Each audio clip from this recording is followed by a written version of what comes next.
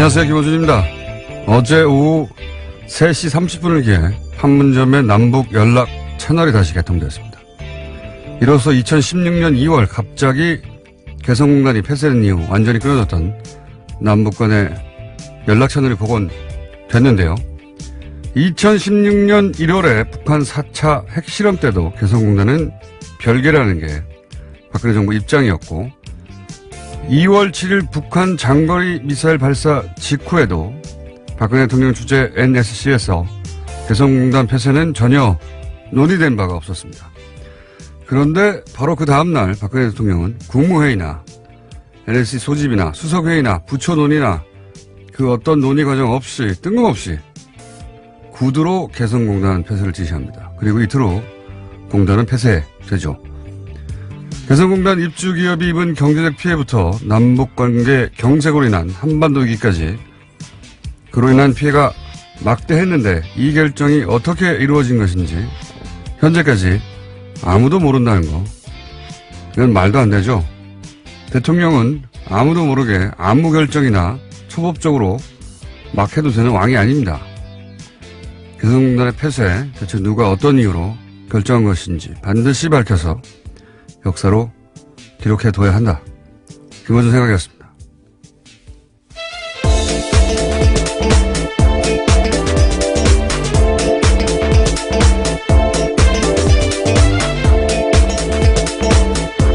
시사인의 이 개성공단 폐쇄도 현재까지 박근혜 최순실 게이트에서 최대 미스테리 중에 하나로 여전히 남아있죠. 아무도 모릅니다. 어떻게 됐는지. 박근혜 전 대통령이 통일대박 한참 외치고 다녔었는데요. 이에 대해서 최순실 씨가 연루되었다라는 의혹에 대해서 최순실 씨 쪽에서는 입장을 밝힌 바가 있습니다. 터무니없다라는 건데요. 터무니없지 않을 거라고 보는 것이 이성한 전 미르재단 사무총장. 이제 최순실 게이트 초창기에 나왔던 얘기입니다. 이때. 그때는 사람들이 에이 설마 했던 여러 가지 이야기가 나왔었죠. 그때 나왔던 얘기가 뭐냐면 비선 모임이 있는데 여기에 박근혜 대통령에게 보고되는 자료가 매일매일 배달된다. 이것도 설마 했었고. 그리고 거기서 장관 인사가 결정된다. 이것도 설마 했었고. 그때 나왔던 얘기 중에 개인적으로 가장 인상적이었던 건 개성공단 폐쇄 문제도 여기서 논의됐다. 그 얘기를 언제입니까? 작년 여름에 했어요. 작년 여름께 이 얘기가 나왔어요.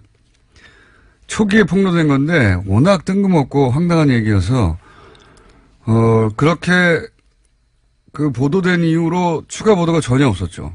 그런데 이제 지금까지 밝혀진 바에 의하면 보고자료가 배달된 거는 확인됐고 그리고 장관 인사가 거기서 최순실 씨에게 결정된 것도 확인됐죠.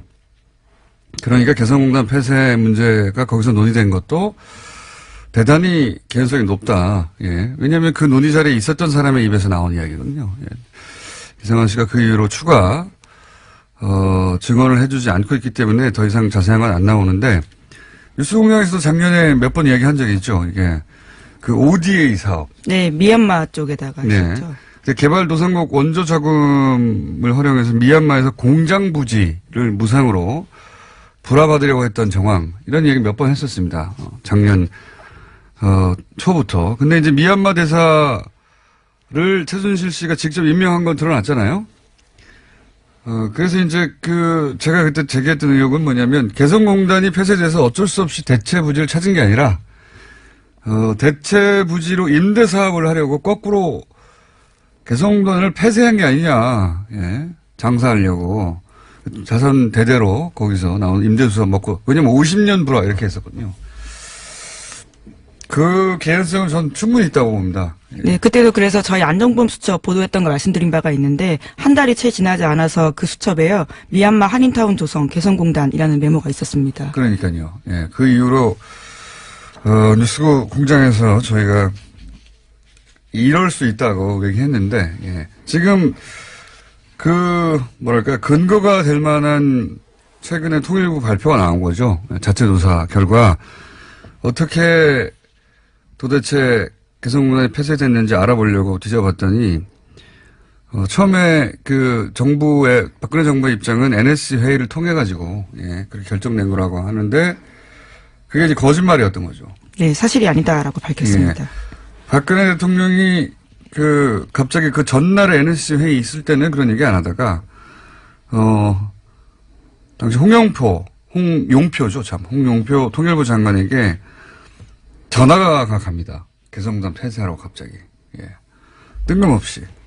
그리고 나서 거꾸로 회의가 소집되고 거꾸로 통일부가 대책을 마련하고 거꾸로 NSC 회의에서 개성공단 철수를 논의하는 요식행위를 하죠. 이게 전부 다 순서가 뒤집어진 거예요. 예. 이렇게 NSC 회의에서 이런 게 결정돼야 되는데 NSC 회의는 맨 마지막에 합니다. 그러니까 아무도 모르는 거죠. 이게 어떻게 된 건지. 최순실 씨의 전화를 받고 하룻밤새 결정된 게 아닌가. 저는 그렇게 강하게 의심합니다. 예. 작년 1년 전쯤에 예측했던 바, 그 근거가 될 만한 정황이 나온 건데, 수사해야 된다고 봅니다, 저는. 예. 황당한 일이죠. 네, 그때 그렇게 끊어졌던 한 라인이 다시 연결된 겁니다. 어제요. 23개월 만인데요. 북한이 판문점 직통 전화를 통해서 남쪽에 전화를 걸었습니다. 이게 진짜 골 때리는 거예요. 골 때린다는 표현밖에 할 수 없는 게, 그냥 밤에 예를 들어서 이게 최순실 씨가 개입한 거라고 생각해보세요. 최순실 씨가 폐쇄합시다. 그래서 그 다음날 폐쇄해요. 그런 다음에 남북한이 겪은 긴장을 생각해보세요. 지금 뭐 전쟁이 난해 많아. 이런 일을 겪은 거거든요. 아줌마가 땅 장사하려고 결정한 것 때문에 그런 거예요, 지금. 참. 그래서 이 직통전화가 다 끊어져가지고 그동안 뭐 어떻게 했느냐. 확성기로 했어요, 확성기로. 전화나 팩스할 방법이 없었기 때문에 그동안 판문점. 예. 네, 한 라인이 그만큼 중요한 건데요. 그래서 확성기로 했다는 거 아닙니까, 서로? 봉화 시대도 아니고. 그거 다시 열었다는 겁니다. 예. 여기서 이 뉴스가 좀 놀라운 점은 저는 이제 과거처럼 북한이 어떤 밀당을 하거나 뜸들이기를 할 줄 알았어요. 근데 김정은 위원장이 그 말을 하고 우리 정부 쪽에서 회담하자고 하고 그리고 바로 다음 날이죠. 다음 날 전화가 재가동됐거든요. 저는 북한이 이제 스스로 핵 보유국이라고 생각하고 자신감이 지금 대단하다. 예. 밀당할 필요가 없다고 느끼는 것 같아요. 이렇게 빨리 될 줄은 몰랐고 그래서 남북 관계 개선의 속도가 우리가 예상했던 것보다 훨씬 빨라질 수도 있겠다. 전 놀랐습니다. 이게 하루 만에 바로 재가동이 돼가지고 며칠 걸리거나 밀당을 할 줄 알았는데 그래서 저희가 이제 오늘 2부에서는 잠시 후에 문정인 교수하고 이 문제에 대해서 좀 얘기 나눠보겠습니다. 다음 뉴스는요? 네, 최경환 이우현 자유한국당 의원이 오늘 새벽 구속됐습니다. 최경환 의원은 박근혜 정부 시절 국정원의 특수활동비 1억 원을 받은 혐의가 있습니다. 이우현 의원은 공천헌금 등 10억 원을 받은 혐의인데요. 두 사람에 대한 영장 발부 사유는 같습니다. 범죄 혐의가 소명됐고 증거를 인멸할 염려가 있어 구속의 사유와 필요성이 인정된다입니다. 인명 부조의 효과가 있네요. 예. 최경환 의원이 동대구역에서 할복하겠다. 장소를 특정했었습니다. 저는 이제 사법부의 인류애 같은 게 작용한 게 아닌 것 같은데. 어쨌든 이제 할복은 불가능하게 됐고요. 저는 이제 이렇게 이해합니다. 친박 라인은 더 이상 보호 대상이 아니구나. 예. 박근혜 정부 시절의 주요 인사들의 구속영장은 이제는 어김없이 발부되는 우병우 전 민정수석을 비롯해서요. 그래서 이정열 전 부장판사하고 연결이 안 될 것 같습니다. 다 발부가 돼가지고. 앞으로도 그럴 것 같아요. 그러니까 이 선은 이명박 전 대통령 앞에서 그어진 게 아닌가, 이제는. 이명박 전 대통령 관련 한 구속영장이나 그런 것들이 발부되는지 한번 지켜보죠. 지금까지는 계속 기각되거나 아니면 아예 석방돼 버렸죠. 그런데 박근혜 전 대통령 라인은 이제 어김없이 구속이 되고 있습니다. 자, 다음 뉴스는요? 네, 국정원 특수활동비 관련해서 하나의 뉴스가 더 있는데요. 검찰의 박근혜 전 대통령 의상비 출처가 국정원 특수활동비라는 정황을 확보했다라고 합니다. 박 전 대통령이 국정원으로부터 특수활동비 40억 원을 뇌물로 받아서 일부를 옷값으로 냈다라고 판단한 건데요. 의상실에서 치른 옷값만 확인된 게 3억 8천만 원입니다. 이게 드디어 나왔군요. 그러니까 그럴 수도 있다고 하고 검찰이 확인한다고 그랬잖아요. 특활비가 있는데 그 특활비로 옷값 낸 거 아니냐. 이거 저희가 한 달 반 전 정도에 수사를 하고 있다고 했는데 결국 이렇게 정황을 확보했군요. 네. 네, 그래서 검찰이 국정원 특활비를 뇌물로 받은 혐의와 국고손실 혐의로 박근혜 전 대통령을 이르면 이번 주 중에 재판에 넘길 방침입니다. 출석은 안 하니까요. 네, 조사를 계속 안 받고 있어서요. 국정원 대북 공작하라고 만든 자금을 가지고 이제 머리하고 기치료하고 미용시설 했다는 거잖아요. 옷 사입고. 예. 보수 진영이 안보를 얘기하는 게 얼마나 우습게 됐는지 아직도 보수 진영을 잘 깨닫지 못하고 있는 것 같아요. 이게 이제 대중들 머릿속에 들어가 있는 거거든요. 예. 안보하면 보수, 경제하면 보수, 이게 이제 트레이드 마크였는데 그렇게 보수를 상징하던 대통령이 그러라고 만들어진 국정원 특활비를 가지고 머리한 거예요. 미용하고, 시술하고. 근데 그 정황을 확보해버렸네요. 어떡하죠, 이거? 예. 네. 보수가 이제 안보 공세를 작년에도 했고, 올해도 아마 할 텐데, 그게 잘 안 먹히는 이유를 깨달아야 합니다. 먹히기가 어려워요, 이제 한동안은, 최소한. 그 돈으로 머리 했대잖아요. 자, 다음 뉴스는요? 네, 이명박 전 대통령 쪽 인사의 영장 기각과 관련된 소식이 하나 더 있습니다. 국가정보원이 수사 의뢰한 2007 남북 정상회담 대화록 유출 사건 기억하실 텐데요. 이와 관련해서 검찰이 유출자를 김태효 전 청와대 대외전력기획관으로 사실상 특정하고 수사를 벌였습니다. 하지만 어려움을 겪고 있다라고 오늘 아침 한겨레 신문이 보도했습니다. 공소시효가 임박한 데다가요. 법원이 압수수색 영장 등을 일부 기각했다라고 합니다. 김태효 전 기획관은 이미 그 영장 한번 기각된 적이 있죠. 네, MB 라인. 구속 영장은 기각됐고요. 네. MB 라인이고 좀 전에 이야기한 대로 선이 MB 라인이 그어졌나 보다라고 얘기했던 거 연관된 뉴스이기도 하네요. 예. 네, 전자우편에 대한 압수수색 영장 청구했었는데요. 법원에서 제목만 확인하라면서 압수수색 영장 일부를 제한했다라고 합니다. 그러니까 내용을 보지 못하게 하는 거죠. 이게 말이 됩니까? 예. 예를 들어서 이런 문건을 전달했을 때 첨부 파일일 거 아닙니까? 그 파일 열어봐야 되는데 제목만 확인하라고 하니까 이게 진짜 이해가 안 가는 거예요. 예. 압수수색 영장을 청구했는데 다 일부 허용했는데 그게 제목만 보라는 거 아닙니까? 네. 검찰에서는 김태효 전 기획관이 유출의 진원지일 가능성이 있다라고 파악하고요. 계속 수사하고 있다고 합니다. 왜냐하면 월간조선에서 2013년 2월 달에 내놓은 자료가 있는데 이것이 김 전 기획관에게 입수된 문건과 같은 것으로 보고 있기 때문입니다. 네, 이제 그걸 확인하기 위해서요. 그렇죠. 예. 그 문건에 보면 원래 이제 국정원이 공식적으로 전달하는 보고서에는 국정원이 작성하고 추가 배포 표시를 하는데 이 김태효 기획관이 전달한 문건에는 그 추가 배포란 표시가 없다. 이거는 자체적으로 카피한 사본이다. 이렇게 검찰이 판단한 거거든요. 굉장히 근거가 있는 판단이죠. 예, 정황이 있기 때문에 더 수사에 들어가려고 하는데 거기서 막혔다라고 합니다. 법원이 막은 거 아니에요, 지금. 법원이 제목만 메일을 확인하라고. 네, 뿐만 아니라 당사자는 문건을 전달받은 사실조차 기억나지 않는다면서 관련 혐의 전면 부인하고 있다라고 합니다. 이해가 안 갑니다, 저는. MB 앞에서 그어진 게 아닌가 선이 계속 생각할 수밖에 없는 정황이 계속 나오고요. 자, 다음 뉴스는요? 네, 이명박 전 대통령의 형 이상은 씨가 현재 다스의 회장입니다. 하지만 명목상 회장, 그러니까 바지 회장에 불과하다라는 다스 전직 관계자의 증언이 나왔습니다. 이상은 회장이 회사에서 월 500만 원 이상을 결제받지 못하고 있다라고 검찰의 진술이 나왔다고 하는데요. 뿐만 아니라 이 회장이 120억 원 비자금의 존재에 대해서도 특검 수사 이후에야 알았다라고 합니다. 이제 다스 관련은 뉴스 공장을 쭉 들어보시면 다 나오는 얘기인데 제가 알기로는 한도가 400만 원을 알고 있습니다. 제가 알기로는.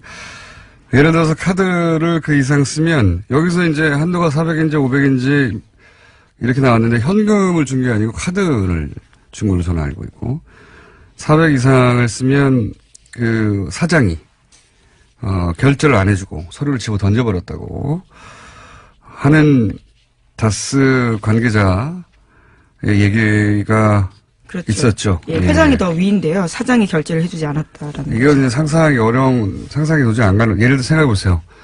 이건희 회장이 삼성 주식 5%밖에 없는데 회장이에요. 근데 이분은 거의 50% 갖고 있거든요. 예, 50% 갖고 있는데 500만 원, 400만 원, 예, 카드로 이상 쓰면은 밑에 사장이 찢어버리고. 예, 네, 또 직원 채용 인사도 관여할 수 없었다라고 하고요. 당연히 자금 출납 등 회사 경영도 관여할 수 없었다라고. 실제 이렇게 예를 들어서 술값으로 더 많이 지출을 했다. 그럴 경우에 돈을 안 주니까 그 밑에서 자비로 보존했다고 하는 얘기도 있고요. 예.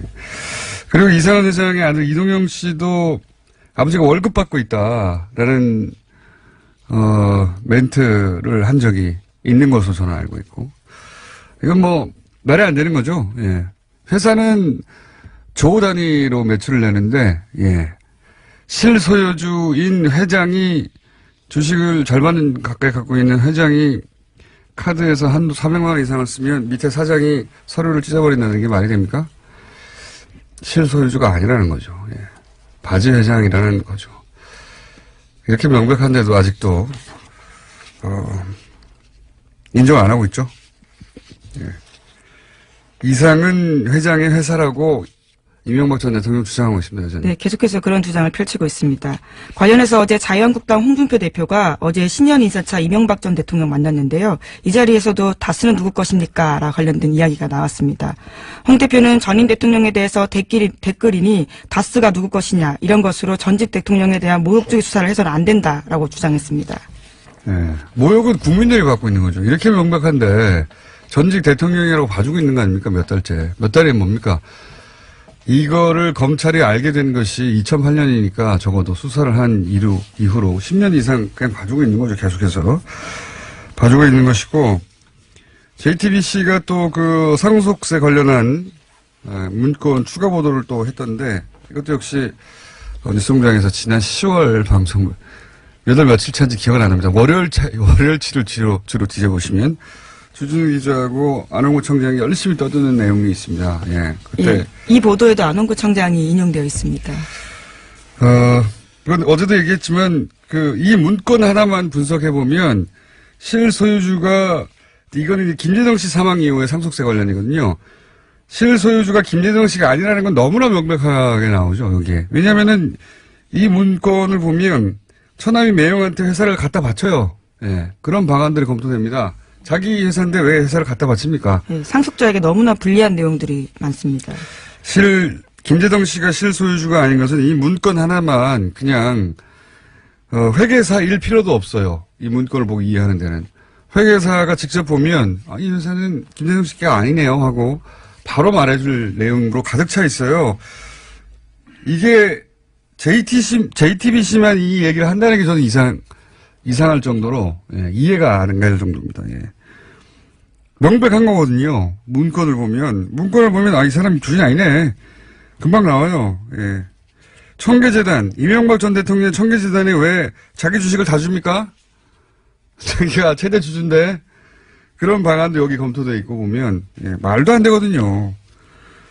자, 그 문건만 보면, 이것이 실소유주는 따로 있다는 게 너무 명백해서 웃음이 나올 정도입니다. 꼭 확인해 보시기 바라고, 다른 매체에서도. 이 정도 할까요? 또 뭐 있습니까? 예, 짧게 제목만 말씀드리면요. 트럼프 대통령이 지난 1년 동안 한 거짓말이 1950회에 달한다고 워싱턴 포스트가 보도했습니다. 그러니까 하루 평균 5.6회 잘못된 주장을 했다라고요. 팩트 체크했습니다. 이것도 뉴스공장에서 한 2번 정도 얘기한 것 같은데, 예. 거기 팩트 체크 페이지가 있어요. 그래서 매일매일, 트럼프 대통령이 거짓말을 오늘 몇 번 했나 체크해가지고 올려놔요. 재밌는 페이지가 있습니다. 이게 이제 중앙일보가 그걸 보도했네요. 예. 뉴스공장은 최소 일주일에서 몇 달 정도 앞서가는 뉴스라는 거. 네, 워싱턴 포스트를 인용한 보도인데요. 예. 네. 워싱턴 포스트 그 팩트 체크 페이지가 따로 있어요. 네. 별도로 발견했나 보네요. 예. 진작에 저희가 언급했던 것이다. 오늘 여기까지 하겠습니다. 네. 시사인 김은지였습니다. 감사합니다. 네. 자, 바로 이어서 그것마저 알려주마 리얼미터 권순정 조사 분석 실장 나오셨습니다. 안녕하십니까. 자, 올해 첫 조사 결과 한번 짚어볼까요? 네. 문 대통령의 국정적인 지지도가 많이 올랐습니다. 네. 3.6%포인트 상승해서 72.1%가 나왔고요. 긍정평가. 부정평가는 1.3%포인트 하락해서 23.7%가 나왔습니다. 일간으로 보면 작년 29일 금요일에 69.4%로 마감을 했는데요. 2일 화요일이죠. 이때는 70.8%로 올랐고 어제 3일에는 72.1%로 올랐습니다. 많이 올랐네요. 네. 네. 저는 내려갈 때도 뭐 그런가 보다 하고 올라갈 때도 그런가 보다 합니다. 네. 아무래도 김정은 위원장의 신년사 이후에 즉각적으로 반영을 했고 또 어제는 통일부에서 즉각 회담 제의를 하고 또 무엇보다도 2년 정도에 단절되어 있었던 남북 판문점 채널이 복원이 되었죠. 이러한 어떤 그 남북 관계에 대한 어떤 급속한 어떤 그 해빙 무드가 영향을 미치고 있는 것입니다. 작년에 워낙이 뭐랄까요, 트럼프, 김정은, 핵 난리가 났었잖아요. 그렇죠. 네. 그 기억들이 다 있기 때문에 네. 이제는 해빙 무드로 더 이상 그런 일이 없을래나 하는 기대치가 반영된 것 같고. 네, 그렇습니다. 네. 좀 떨어지거나 좀 올라가거나 대부분 몇 프로 안 되기 때문에. 네. 그런가 조금 보다 더 합니다. 봐야 되겠지만 분명 강세인 것은 분명해 보입니다. 알겠습니다. 자, 그리고 이번 주 현안 조사는 뭡니까? 네, 이런 현안 조사를 해야 될지 말아야 될지 좀 고민스러웠는데 워낙 그 9월 초에 북한의 그 6차 핵실험 이후에 남북 관계가 워낙 얼어붙어 있었기 때문에 북한의 평창 동계올림픽 참가에 대한 국민 여론을 조사를 해봤습니다. 선택지는 두 가지였는데요. 남북 관계 개선과 한반도 평화를 위해서 찬성한다. 그리고 제재와 압박이 선행되어야 할 상황이므로 반대한다라고 이렇게 물었는데 찬성한다는 입장이 압도적으로 높았습니다. 76.7%가 나왔고요. 반면 제재와 압박이 선행되어야 하는 상황이므로 반대한다는 입장이 20.3%로 나타났습니다. 요 20.3%에 기대해서 정치를 해가지고는 이게 지지가 올라갈 수 없다는 걸 보수 정당이 좀 깨달았으면 좋겠네요. 예. 일반 국민들 생각은 이렇습니다. 예. 보통 정치 보복 프레임에 대해서 물으면은 보통 요즘에는 25에서 30% 정도가 나옵니다. 그것보다도 더 낮은 걸로 봤을 때는 남북 관계의 해빙 무드에 대해서 좀 보수적으로 접근했을 때는 보수 정당의 지지율이 이럴 가능성이 더 높을 것 같습니다. 그러니까 이게 과거에는 참 많이 통했거든요. 남북 관계에 관해서는 절반 정도 혹은 절반 이상이 네네. 보수 정당이 유리한 뭐랄까요, 여론조사 결과가 항상 나오거나 뭐 제재를 해야 된다거나. 네네. 지금은 그렇지가 않아요. 근데 네. 세부적으로 보더라도 모든 정당 지지층이 거의 다 그 찬성이 압도적으로 높고요. 자유한국당 지지층에서도 찬성한다는 입장이 40%를 넘는 것으로 나와서 네, 그렇습니다.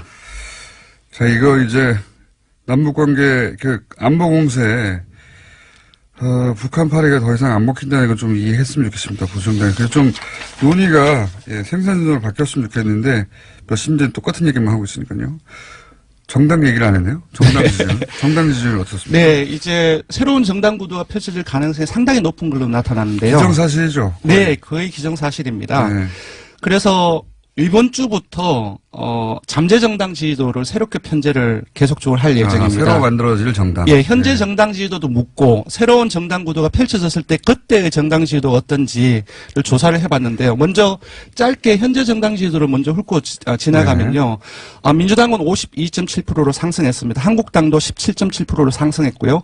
바른정당 역시 6.3%로 상승했습니다. 반면 국민의당은 5.1%로 1.1%포인트 하락했고요. 정의당은 민주당이 많이 상승하는 바람에 1.6%포인트 하락한 4.1%였습니다. 이게 현재 정당 지지도고요. 네. 그래서 국민의당과 바른정당이 통합을 했을 때 통합당이 있고 그리고 통합을 반대하는 반대파의 정당을 상정했을 때의 당이 이제 두 개, 지금 있는 두 당이 합쳐지고 새로운 당이 하나 만들어서 맞습니다. 또 만들어질 테니까요. 예, 두 개가 생기게 되죠. 이 경우에는 어떻게 되는지를 조사를 해봤더니 재밌네요. 이때까지는 여론조사는 일부 여론조사가 이제 그 통합 신당이라고 표현하며 통합 신당의 지지율이 자유한국당을 넘어선다. 맞습니다. 전체 2위. 저는 그 여론조사 볼 때마다 정당의 이름을 통합신당이라고 해서 여론조사 지지율이 높게 나오지 않은 적이 없거든요. 네, 그렇습니다. 통합과 신당이라고 하는 긍정적인 단어 두 가지가 합쳤어요. 네, 네. 이렇게 여론조사하면 안 된다고 예전부터 얘기하지 한 않습니까? 2년 전부터 계속 그렇게 예. 말씀을 드렸는데 아직까지 계속 이러한 부분들이 지속되고 있는데요. 왜냐하면 그 정당의 구체적인 이름도 없고 그렇습니다. 긍정적인 이미지를 예. 새로 그러니까 질문할 때부터 사실은 지지율이 높게 나올 수밖에 없는 질문들이 만들어지고. 예, 예. 그래서 잠시 살펴보면 예. 지금 금방 말씀하셨던 최근 여론조사, 뭐 동아일보나 MBC 조사가 예. 한국당보다 통합당이 훨씬 높게 나왔어요. 19% 또는 14%. 뭐 한국당은 10% 초반에 머무르는데, 근데 우리 조사에서는 국민의당, 바른정당, 통합당이 10.5%가 나왔습니다. 이는 현재 정당 지지도에서 국민의당, 바른정당의 단순 합이 11.4%인데 0.9% 포인트가 낮은 수치입니다. 네. 왜 이렇게 이런 다른 예. 여론조사하고 다르냐? 네, 설계가 좀 다르겠죠. 예, 설계가 다릅니다. 어떻게 원래 질문에는 원래 해당되는 질문의 당 이름이라든지 그런 것들이 들어가면 안 됩니다. 왜냐하면 한 번 더 이전에 묻기 전에 이 각인 효과가 있기 때문에 거기에 관심을 갈 수밖에 없죠. 그래서 다른 조사 같은 경우는 뭐 질문에 국민의당, 바른정당에 통합하여 신당이 창당할 경우 이런 방식으로 질문에 넣어줬습니다. 네. 두 번째로는 이런 일부 조사에서는 통합 반대파의 정당을 아예 빼버렸어요. 그렇죠. 근데 네. 그들도 거의 바른정당의 현재 의석수와 거의 비슷하게 되게 네. 많은 수치인데 빠진 거죠. 근데 그런 빠진 수치가 있기 때문에 온전히 통합당으로 가는 걸로 나와서 실제로는 한국당보다 더 높은 결과가 나오는 그런 결과가 그렇다면 나왔습니다. 네. 이런 여론조사 이렇게 설계를 제대로 해야 된다고 보는데 네네. 자 그러면 어떻게 물어야 되는 겁니까? 묻기를. 저희들 같은 게 어떻게 물었냐 하면은 다음과 같은 정당 구도 하에서는 선생님께서는 어느 정당을 지지하십니까? 이미 그런 구도가 만들어졌다고 예, 보고 예. 다음과 같은 구도 하에서는 왜냐하면 그 구도 하에서 바로 다음 선택지에서 다음 내용이 불러지기 때문에 아하. 질문에 굳이 각인 효과를 주지 않기 위해서 정당 어허. 구도 하에서는 그렇게 처리를 합니다. 그렇게 하면 결과가 어떻게 나옵니까? 예, 그렇게 하면 금방 말씀드렸던 것처럼 단순 합에 비해서 0.9%포인트 낮은 10.5%가 나옵니다. 통합당이. 17, 18 이 정도 나오는데 네. 리얼미 조사에서는 10% 정도밖에 안 나와요? 예, 조금 분석을 해보면은 현재 국민의당 지지층이나 현재 바른정 지지층이 통합을 한다고 했을 때 다 가지 않습니다. 그렇겠죠. 예, 현재 국민의당 지지층 10명 중 4명은 다른 곳으로 가고요. 심지어 현재 바른정 지지층의 10명 중 6명은 또 다른 정당으로 갑니다. 반면 현재 민주당을 지지하거나 한국당을 지지하는 사람들은 무당층이나 정의당 이런 쪽으로 많이 빠지지 통합당으로는 거의 안 가는 걸로 분석되었습니다. 그래서 결과가 어떻습니까? 예, 그래서 국민바른통합당은 현재의 합보다 줄어드는 결과가 나왔고요. 민주당은 47.6%로 현재 지지도보다 5.1%포인트 낮습니다. 금방 소개해드린 것처럼 통합당으로 빠지는 것이 아니라 무당층이나 오히려 정의당 쪽으로 빠지는 그런 결과가 나왔고요. 한국당은 거의 차이가 없습니다. 아까 17.7%인데 현재 정당 지지도가 이런 정당 구도하에서는 17%로 거의 차이가 없게 나왔고요. 정의당은 오히려 상승을 합니다. 좀 특이한 예, 상황이네. 2.1%포인트 상승해서 4.2%인데 정당 구도가 한번 크게 흔들리는 과정 속에서 나타내는 현상이 아닌가 싶은데 이것은 조금 더 길게 봐야 될 것 같습니다. 정의당 지지율은. 그러면 지금 사실은 국민바른통합 반대당이라고 하는 당명도 아니지만 예. 이 명칭이 주는 부정적인 효과가 예, 있어요. 반대. 어제는 반대, 이쪽은 통합이고 이쪽은 통합 반대당. 예, 어제 보도에 따르면 반대파들도 예. 개혁신당을 추진하겠다라고 밝혔는데요. 반드시 이 조사에는 반대파들의 정당을 선택적으로 넣어야 된다고 생각이 들고요. 그 이름을 개혁신당으로 했으면 훨씬 높게 나왔어요. 그렇죠. 개혁 또는 신당. 이게 뭡니까? 국민바른통합 반대당. 예. 그래서 빨리 당의 개혁신당 통합당이나 반대파의 정당이 빨리 가칭으로라도 빨리 만들어져서 제대로 된 조사를 해보고 싶습니다. 알겠습니다. 여기까지 하겠습니다. 네, 조사 개요를 말씀드리면은 이번 주준조사는 TBS 의뢰로 이번 주 화요일과 수요일 이틀 동안 전국 19세 이상 성인 1,004명을 대상으로 했습니다. 유무선 전화면접 자동응답 혼용 방식으로 실시했고 표본 오차는 90% 신뢰 수준 플러스 마이너스 포인트였고요. 응답률은 5.9%였습니다. 리얼미터 권순정 조사분석실장이었습니다. 고맙습니다. 김정은 위원장 신년사 이후 남북관계, 문재인 대통령의 통일 외교안보 특별보좌관, 연세대 문정인 명예특임교수 전화 연결해서 짚어보겠습니다. 안녕하세요, 교수님. 네, 안녕하세요. 예. 김정은 위원장 신년사 나오기 3일 전에 인터뷰를 하셨던데, 제가 그 인터뷰를 읽어봤더니, 그게 작년 말이죠. 작년 말에 올해를 전망하시길, 북한이 올림픽판을 깨지는 않을 것이다. 북한은 핵이 완성됐으니 경제에 집중하겠다며 대화 공세에 나올 가능성 있다. 이거 어떻게 하셨습니까? 김정은 신년사 그렇게 나올 줄 미리? 예상된 거라고 봅니다. 우선 그럼 북한의 경우는 기본적으로 북한이 전개하는 정책이 병진 정책이라는 거거든요. 그러니까 예. 한 핵무장을 통해서 자유력을 키우겠다는 것이고, 다른 하나는 결국에 인민 경제 생활을 향상시키겠다는 건데, 북이 지난 11월 29일 화성 15 발사 이후에 우리는 핵 무력을 완성했다라고 얘기를 했거든요. 예. 자연히 북의 지도부가 관심을 써야 할 부분은 인민경제 향상이니까, 인민경제 향상하려고 하면은 외부하고 협력을 해야 되는데, 북한은 지금 제재와 압박의 국면에 있지 않습니까? 예. 유일하게 북한이 손을 벌릴 수 있는 것은 우리 남측밖에 없고, 예. 그렇기 때문에 북한이 남쪽에 대해서 대화 공세로 나올 걸로 예상을 했죠. 너무 정확하게 신년사가 그렇게 나와가지고, 신년사 써주신 거 아니에요? 그건 아니고요. 너무나 정확하게 예측을 하셔서 깜짝 놀랐어요. 예. 그리고, 또 한 가지 여쭤볼 게 이겁니다. 신년사 있자, 우리 조명균 통일부 장관이 회담을 제시하고 바로 연락 차원으로 보건됐습니다. 과거 보면 이제 남북이 이 대화 국면으로 가더라도 줄다리를 하거나 밀당을 했는데 북한이 바로 나왔어요. 그러니까 자신감 같은 게 느껴지거든요. 이 신년사. 잘 보셨습니다. 예. 자신감을 느끼시죠? 북한에. 예, 그러니까 신년사 자체도요. 예. 작년도 신년사 같은 경우는 인민에 대한 사과로 김정은이가 시작을 했거든요. 예. 근데 이제 금년군도 같은 경우는 핵무력 완성했다. 예. 자유력 억지로 구축했과 어떤 자신감을 이제 북한 주민들에게 보여주는 그걸 읽을 수가 있었습니다. 예. 그렇기 때문에 제가 볼 때는 북한 쪽에서는 과거하고 달리 자신감 갖고 얘기를 하고, 특히 어제 리선권 조국통일통화위원회 위원장의 TV 통한 발언은 상당히 의미가 있다고 봅니다. 어떤 의미가 있습니까? 우리 문재인 대통령에 대해서 상당히 긍정적 평가를 직접 하고. 평가했죠. 예. 그리고 이제 김정은 위원장하고 우리 문재인 대통령이 뭔가 할 수 있는 것 같은 인상을 줬고, 그것뿐 아니고 체육 관련 단체만 관여하는 게 아니라 조평통과 통전부, 통일전선부가 모두 참여해서 의미 있는 결과를 가져오라고 이렇게 얘기를 했기 때문에 그것도 상당히 의미가 있다고 봅니다. 과거보다, 그리고 예상보다 남북관계 개선 속도가 굉장히 빨라질 수도 있겠다. 그런 북한의 자신감을 베이스로 해서 그런 생각이 드는데, 네. 그렇죠? 그렇습니다. 신년사하고 어저께 리성곤 조평통위원장 발언을 봤을 때는 그게 익힙니다.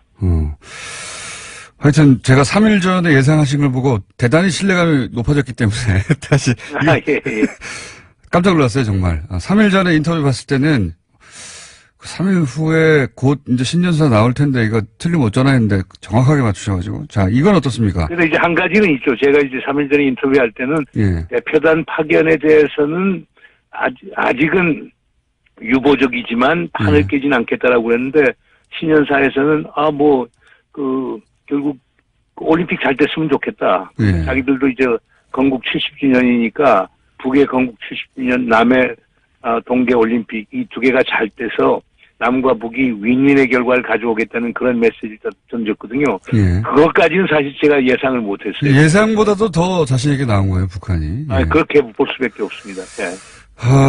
그런 거는 이제 우리가 잘 받아서 활용하면 되는데, 이제 미국 얘기를 좀 해보겠습니다. 미국은 지금 대북 독자 제재도 하고, 그리고 유엔도 제재 결의를 했고, 여기서 이제 남한과 북한이 경제 교류를 하겠다고 하면 이 제재 효과가 떨어져서 미국이 탐탁치 않아 할 것 같습니다. 그렇지 않습니까? 예, 글쎄 지금 뭐 워싱턴 그러니까 미국 정부는 물론이고 예. 그것이 워싱턴 조야에서 나오는 전반적인 반응은 이 김정은의 신년사가 한국하고 미국 사이를 이간질시키게 하는 것 아니냐 이런 예. 얘기가 나오고 있습니다. 특히 허버트 맥마스터 안보보좌관 같은 경우는 예. 북한 신년사가 한미 간을 멀어지게 하려고 하는 것 아니냐라고 하는 우려가 나오고 있기 때문에 예. 우리 정부로서는 이걸 잘 추스려서 나가야 되겠죠. 그러나 현실적으로 우리 김 선생님께서 지적을 하셨지만은 유엔 안보리 제재 결의안이 여러 개 있지 않습니까? 예. 그리고 이제 미국의 독자적 대북 제재도 하고 있는데 이런 가운데서 우리가 북한하고 어떤 부분에서 교류와 협력을 할 수 있는가 예. 이건 정부가 많이 고민을 해야 되겠죠. 2007년 11월 15일인가 될 거예요. 그때 이제 남북 총리가 만나서 14정상회담 후속 조치로서 경제, 사회, 문화 이 다방면에 걸친 협력사항을 45개로 이렇게 합의를 합니다. 네. 그 45개 가운데서 최소한 한 20개 정도는 유엔 안보리 제재 결의안이 있고 예. 미국의 독자 제재가 있어도 협력이 가능한 부분들이 있다고 하는 얘기를 들었습니다. 아하, 가령 그렇군요. 북한에 나무를 심는 사업부터 인도적 지원 사업부터 이런 게 있기 때문에 이 문재인 대통령도 지난 7월 6일 베를린 선언에서 얘기를 했지만은 쉬운 것부터 이런 건 북한하고 할 수가 있겠죠. 그러나 이제 북한에 저렇게 해서 북한에 저렇게 통 크게 나오는데 북한이 기대하는 것도 클 텐데 예. 기대는 못 미치겠지만 어떻든 남북 간의 그동안 경색된 국면을 반전시킬 수 있는 협력 아이템들은 있을 거로 저는 보고 있습니다. 그렇군요. 일단은 그 경제협력 혹은 그 외 문화교류협력 전반적으로 그런 것부터 시작해야 된다 이런 말씀이신 것 같은데. 네, 물론입니다. 예. 이런 또 걱정도 있습니다. 뭐냐면 결국 이제 그 우리 쪽에서 교류협력을 하자 하는 것은 그 남북 간의 긴장도를 좀 낮추고 장기적으로는 핵 문제를 풀자 이런 건데 그래서 이제 한국이 운전석에 앉아서 이 문제를 해결해야 한다 계속 얘기해 왔는데 현 정부는. 근데 예. 지금 북한은 핵 문제는 남한하고 얘기할 게 아니라고 하고 있지 않습니까? 핵은 미국을 네. 향한 거니까. 그러니까 남한하고는 경제 교류 협력 얘기만 하자. 네. 이렇게 나오게 되면 운전석에 우리가 앉을 수 있겠느냐. 제가 이런 질문 드리려고 하는 건데. 그거 아주 상당히 중요한 질문이신데요. 예. 그러나 이런 건 가능할 겁니다. 물론 이제 우리 김 선생님께서 이제 지적했듯이 북한 핵과 미사일 문제는 기본적으로 미국과 북한 사이에 예. 주요 현안으로 볼 수밖에 없겠죠. 우리의 그 역할이라는 게 상당히 제한적일 겁니다. 그러나 이건 가능할 겁니다. 남북 관계가 좋아진다. 예. 그리고 우리가 미국하고 긴밀하게 공조해서 협력해 나간다. 그러면 북한이 우리를 통해서 미국과 대화하고 협력할 가능성이 상당히 많아지거든요. 그러면 우리가 예. 북미 관계를 개선하는 데 있어서의 촉매제 역할을 할 수가 있기 때문에 그런 점에서는 우리가 운전석에 앉아 있을 수 있다고 보는 거죠. 그럼 과거에 북한의 전통적인 그 전술이라고 하는 것은 우리가 잘 알고 있는 통미동남. 예.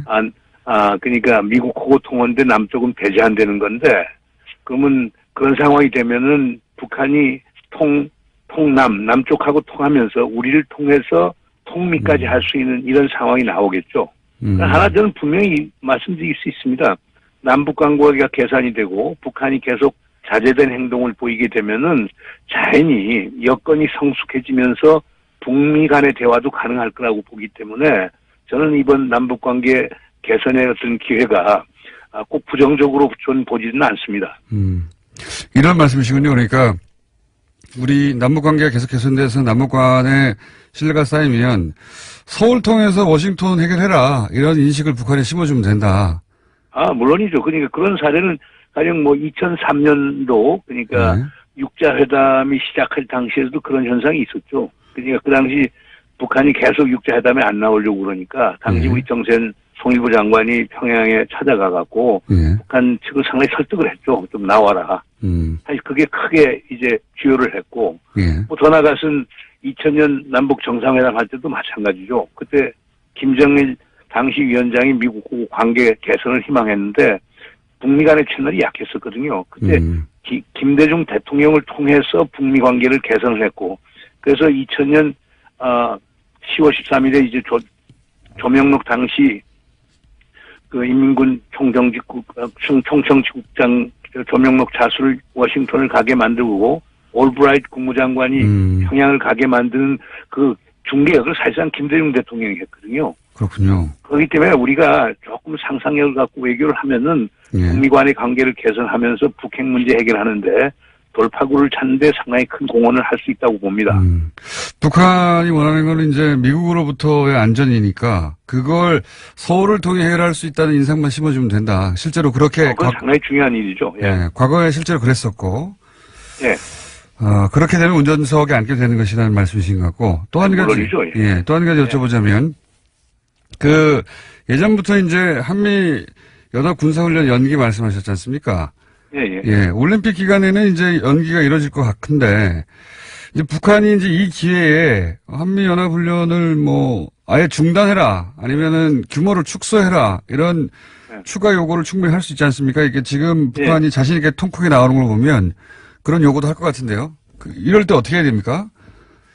글쎄, 그건 우리가 한미 군사 연습 및 연합군사 연습 및 훈련이라고 하는 것은 우리 자체 문제가 아니고 한미 동맹의 그 결정 사항이거든요. 예. 그러니까 이것을 지금 우리가 중단하는 방안이 있을 수 있고, 그다음에 요즘 미국에서 많이 얘기하는 퍼즈, 그러니까 일시적으로 중지시키는 방안도 있을 거고, 이걸 연기시키는 방안도 있을 거고, 이것을 스케줄을 재조정하는 방안이 있는데, 우리는 연기라는 표현을 썼고, 미국에서는 이것을 스케줄을 재조정하자.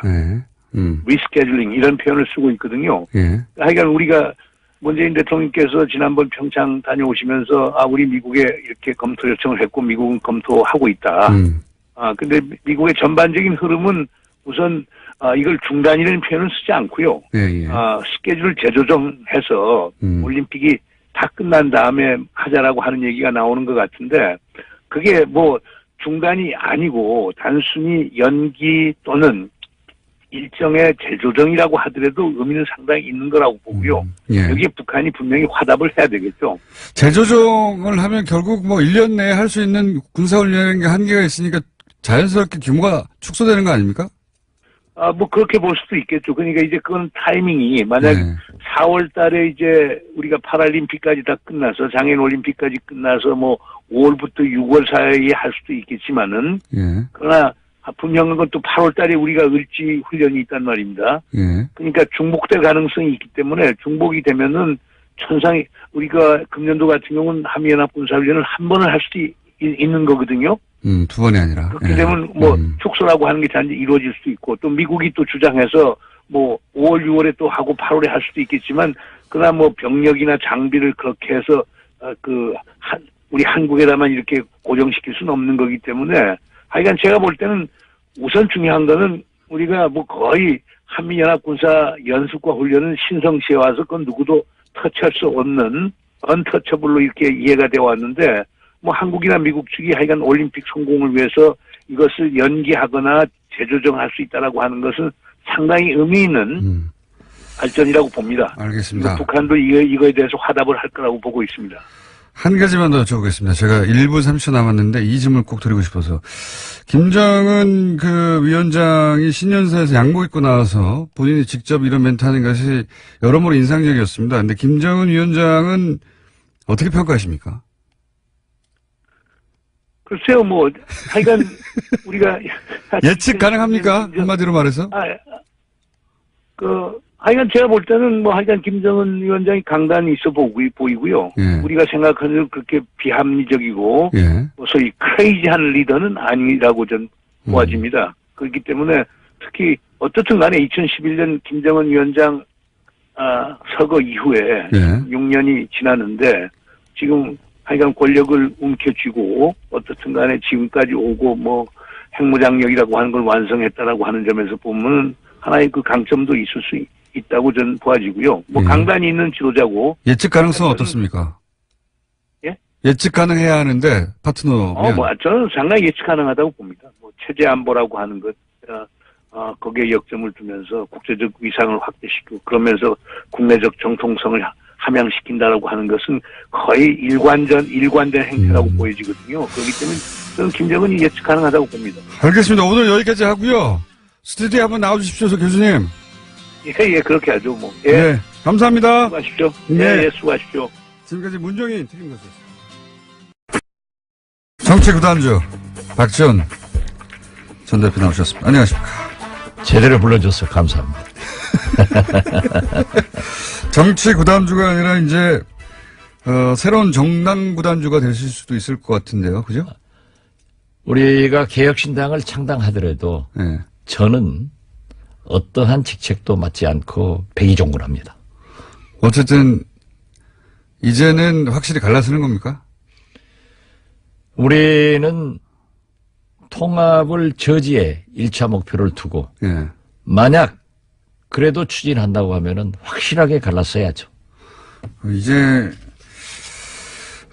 통합 저지도 안 될 것 같고, 그러니까 지금 통합 저지 돼요. 돼요? 그건 정당법과 예. 아무튼 우리 김어준 공장장은 아는 게 뭐 있어요. 꼭 박근혜 잘한 걸 찾는 것이 훨씬 검찰이 빨리 수사하는 거라니까요. 다 못했어요. 근데 아는 게 뭐 있어요. 최소한 이 TBS 뉴스 공장을 진행하려면은 정당법 제19조 예. 대의기관에서 통합이나 해산을 한다. 거기에서 우리 당헌 당규도 전당대회에서 하게 돼 있어요.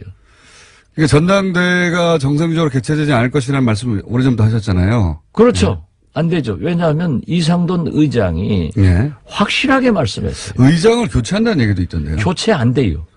교체 안 왜냐하면 됩니까? 그 자체가 불법이고 전당대 의장은 전당대회에서만 소집할 수 있어요. 바뀔 수 있어요. 그렇기 때문에 그 소집 자체도 예. 의장이 한다니까요. 이때까지 근데 그 앞에 전당원 투표제도 안 된다고 하셨는데 됐잖아요. 전당원 투표제는 예. 3분의 1로 그렇게 됐지만은 예. 강행하면은 법원에서도 법적 효력이 없기 때문에 하든 말든 하라는 거예요. 그렇지만 어쨌든 그건 못 막으셨고. 막을 수가 없어요. 전당대회도 어떻게 하지 않을까요? 그건 안 되죠. 왜냐하면 예를 들어서 온라인 투표. 정당법적으로 예. 정당법은 국가법 아니에요. 예. 또 당헌 당규도 전당대회는 의장이 소집해서 주재해야 된단 말이에요.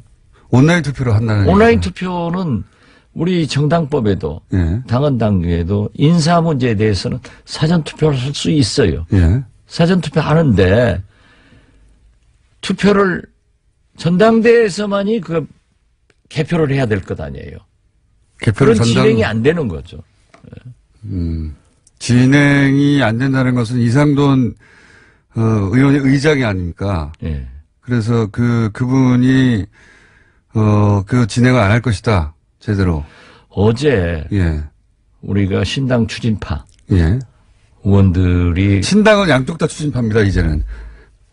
그쪽은 통합 보수 대야합 추진파. 보수대 야합. 그런데 오셔가지고 보수대 야합 추진파. 그렇죠. 보수 대야합 추진파지. 같은 편이니까 굉장히 기분 나쁘게 표정 짓는데 보수대 야합. 그거 해서 실패하니까 그쪽 가지 마세요. 어쨌든 이상돈 의장이 예. 어제 나오셔가지고 그것은 나한테 맡겨라. 왜 전당대회 가지고 왈가왈부 하느냐. 의장이 본인인데. 네. 예. 그리고 보다 좀 생산적인 예. 미래지향적인 얘기를 해라.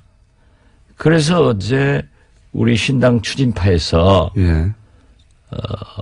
사무총장 체제를 갖추고 대변인도 부대변인 체제를 갖춰서 우리 회의를 이제부터는 유성엽 반대가 아니라 신당 추진으로 바꾼 거군요, 이제. 그렇죠. 예. 그러면서 저지와 신당 추진을 병행한다. 병행이란 말 알죠? 함께한다요. 나 도대체 아는 게 없어서 자꾸 이 설명하려니까 내 시간만 없어지잖아. 몇 명이나 거기 같이 합니까? 어제 11명 오셨고 예. 전부 합류하겠다고 하시는 분들이 아무튼 원내 교섭단체 요건을 갖출 20명 이상은 돼요. 20명 이상 됩니다. 네, 20명 이상이면은 비례 빼고 나면 상당수 아닙니까? 아, 그렇죠. 그런데 또 안철수 파에서는 네. 7, 8명밖에 안 된다. 그렇게 들었어요. 그런 저도. 마타도도 하는가 하면은 저는 직접 제안받지 않았는데 예.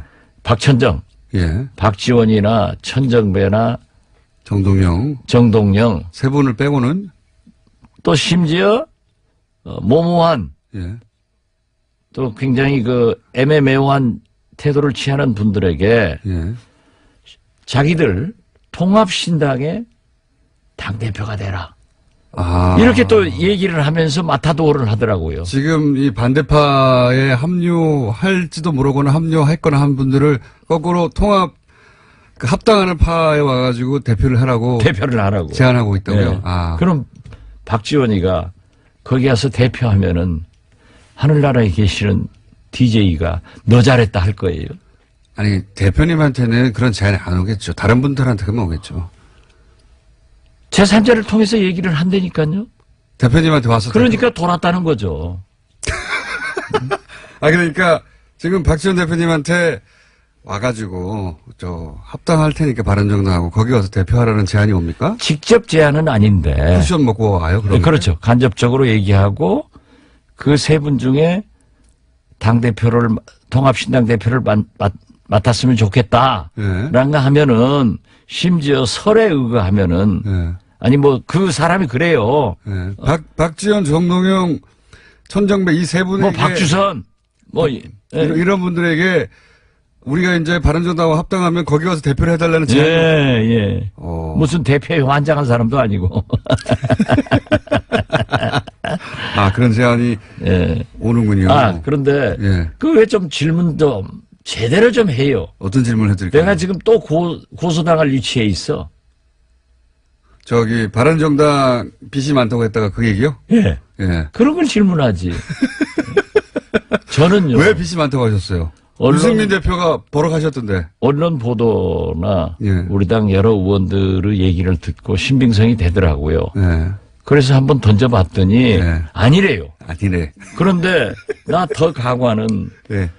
제가 초선 때부터 지금까지 너는 호남우 대표로 우리 야당을 이끌 지도자로 굉장히 내가 지원을 많이 했어요. 최근에도 우리 당 안철수 당대표가 출마할 때 반대하면서 우리 당을 김성식, 김관영 예.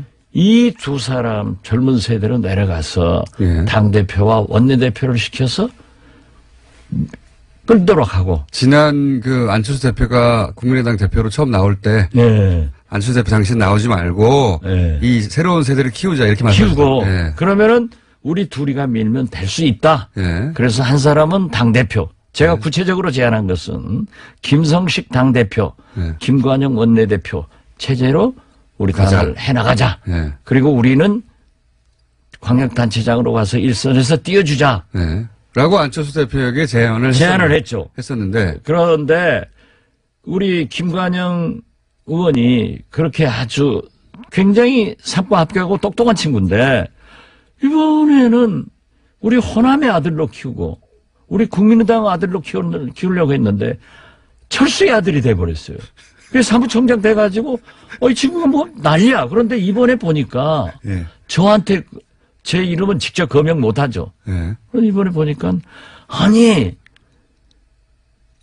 바른정당이 빚이 없다고 내가 오신환 의원한테 들었는데 어떤 사람이 그런 얘기를 하고 다닌다. 예. 왜 대표님 그러냐 이름을 해서 거론하지 못하고 어떤 사람이라고 하더라고요. 그래서 내가 보니까 대표님이 좀 무서웠나 봐요. 우리 김관영 사무총장이 예. 이제 바른정당 대변인 됐구나. 유승민 아들 됐구나 하고 내가 깜짝 놀랐어요. 아무튼 저는 예. 이 사실을 파악해 보니까 바른정당 빚은 없긴 없어요. 제가 장부는 본 거 아니에요. 예. 없다고 했기 때문에 예. 나는 자기가 말해놓고 안 했다. 통합 통짜도 꺼냈는데 꺼내지 말자고 합당해버리는 그런 사람하고는 좀 달라요. 그럼 사과하셔야 되겠네, 그 부분은. 저는 이 자리를 빌려서 예. 교통방송, 불법 방송이죠. 불법 방송을 통해서 국민들에게 예. 빚이 없다고 예. 하기 때문에 예. 나는 그 말을 믿고 예. 정중하게 사과드린다. 알겠습니다. 제발 고소하지 마라. 이번에 만만의 재판 1월 달에 끝난다. 이제 나는 그 이상 검찰이나 사법부에 나가기 싫다. 말씀드립니다. 그 심정은 저도 잘 이해하고 있습니다. 저도 제가 15년 재판 받으니까 이제 겁이 나요. 한 10년 재판 받으니까 겁이 나요, 이제. 더. 그리고 우리 정치권에서 예. 말로 하는 거니까 잘못 알았으면은요. 잘못 알았다고 해야죠. 딱 잘못했다고 사과하는 거예요. DJ가 저한테 가르쳐 준 게 있어요. 무슨 문제가 생기면 사실이면 인정하고 사과해라. 예. 변명하지 마라. 알겠습니다. 변명하지 않고 다시 한번 사과드리니 제발 고소 말아주기 바랍니다. 유승민 대표님 그리고 저하고 같이 안 왔는데 나는 유승민 대표 더 싫어하니까 꽃가마 태워줘도 안 간다. 이것도 분명히 말씀드립니다. 그 안철수 대표 쪽에서는 바른정당에서 받아들일 수 없는 분들은 확실히 배제하고 가려고 하는 건데요. 그 확실히 배제하려고 하는 1순위가 박지원 대표인 것 같고요. 그죠? 1순위. 박천정을 얘기한다고 그래요. 그 네. 1순위고. 왜냐하면은 안 맞아요. 이번에 보세요. 이번에 위안부 문제. 예. 유승민 대표 뭐라고 했어요? 이런 역사관. 자, 개성공단. 이번 평창 동계올림픽에 북한 참가에 대해서 예. 뭐라고 했어요? 또 어제 건국절에 대해서 뭐라고 했어요? 예. 안 맞죠? 안 맞아요. 예. 안 맞은 저를 왜 데려가려고 하는지 나는 더 싫어하니까 절대 안 가겠다 하는데 안 간다 하면은 또 문제가 있어 가만히 있는데 오지 말아달라. 그래서 나 꽃가마 태워서 데려가도 안 가니까 제발 너희들끼리 잘해라. 나는 안 간다. 빠이빠이. 그 이상 말하지 말자. 비례대표는 어떻게 합니까? 지금 지역구 의원들은 그나마 나은데 비례대표는 탈당하게 되면 당직을 잃지 않습니까? 그러니까 의원직을 잃지 않습니까? 그 의원직을 지켜야죠. 그거 어떻게 합니까? 의원직을.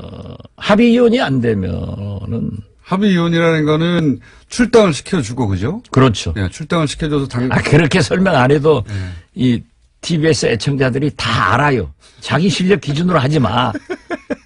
우리 국민이 얼마나 그래 또 어서 말씀하세요. 내가 진행하는 것이 훨씬 나은데.